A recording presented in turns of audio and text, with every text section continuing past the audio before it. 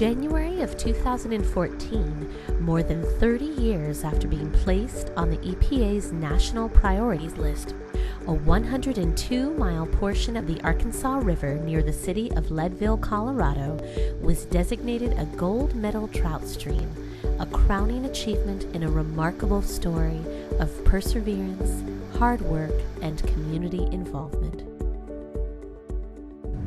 This is an area that had been mined for over a century. Back in a day when we didn't necessarily understand the impact of the processes around mining it in those days. As a result, the mine drainage, the acid mine drainage, had tremendous impacts throughout this area. We're standing in a section of 11-mile reach of the Arkansas River that was virtually dead for decades, and all of that impact originated from a 13-mile area just ahead of us here. The Yak Tunnel, one of two tunnels that drain the historic mining district, was a primary cause of contamination, at one time discharging as much as 210 tons of metals each year into California Gulch and the Arkansas River.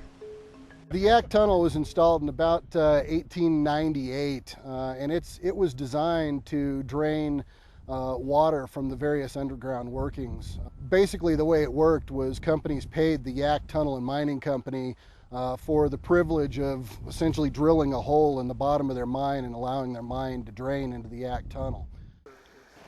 This has historically been, through the 1900s, was a brown trout population. It has been through that whole period. But it was severely impacted by mining-related pollution, heavy metals, to the point where few fish could even survive in this section of the river. Other ecological concerns that we recognized at the site were from folks downstream of here who used either California Gulch or Upper Arkansas water for irrigation. And over time, that resulted in depositing significant amounts of mine waste into their private property, into their fields, into their irrigated meadows. There was also a significant amount of contamination that got dumped streamside in the riparian area. The best pastures were not on the Arkansas River. They were off to one side, some gulch, someplace where there was cleaner water. Put cattle on some of this contaminated ground. There was poor growth rates. They didn't get fat. And as a veterinarian, I was consulted on some of the causes and effects of these cattle on the various contaminated meadows in the area. They were eating contaminated grass from metals. In 1985, gradual pollution of the Arkansas River was overshadowed by a catastrophic event at the Yak Tunnel. When I was 8 years old and I was sitting in my 4th grade classroom, my homeroom teacher came in and said that the mine has blown in Leadville and has killed all the fish to Pueblo. The blowout at the Yak Tunnel was further proof that something had to be done. It didn't take very long before we realized that by working together we were going to achieve our common goals. The obstinance of the past hadn't gotten us anything except for some solutions that we didn't care for.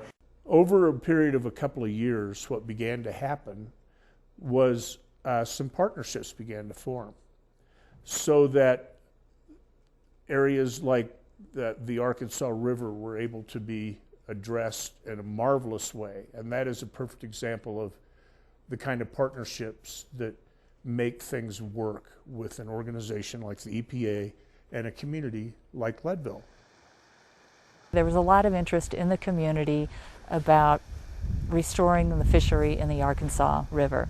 Everyone seemed to recognize that there was a lot of damage from the historic mining, how it affected surface water, how it affected groundwater, and ultimately affected the Arkansas River.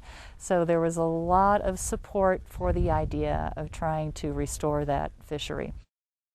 After the Yak Tunnel treatment plant was constructed, then EPA and the state and the mining companies moved on to kind of the major mine waste piles and other sources within the watershed. So it's always been a watershed approach, looking at what are the major loads to the watershed, and sometimes that's been really difficult to ascertain because there's been so much mining impact in this area.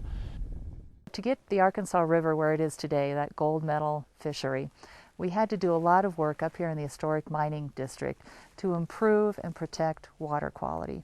So up here where we have all these hundreds of historic mines, we really focused on trying to keep clean water clean. Because contamination went beyond the river itself, remediation had to include soil cleanup as well.